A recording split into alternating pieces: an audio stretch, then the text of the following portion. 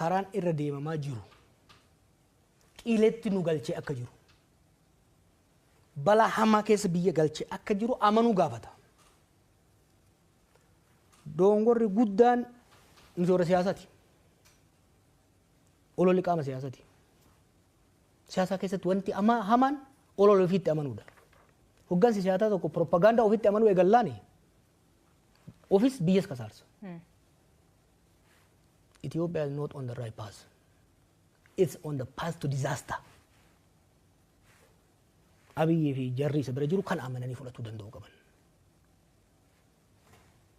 Haalli Oromiyaa keessa jiru, haalli Tigraay keessa jiru, haalli Amaaraa keessa jiru harka mootummaati ala bahee jira.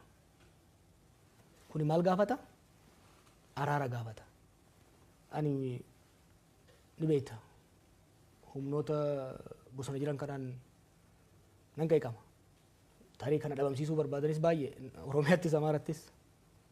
But this is not personal. Garuu bakka bu'ee sitti himuu nan danda'a. Humnoota hidhatanii deeman kana amansiisuun ulfaataa miti nagayaaf. Ijoolleen hedduun isaanii qabsaa'ota mirgaati bar. Marroon fa'aa waggaa 20 abii dura waggaa 20 qabsoo keessa turan. Zammana kaasee fa'aa Eertiraa turan.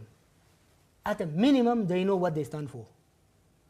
Karaa tarsiimoo isaan hordofan irratti waliigaluu dhabna malee ilaalcha isaan qaban irratti waliigaluu dhabna malee at the heart biyyi akka diigamtu fedhiin qaban.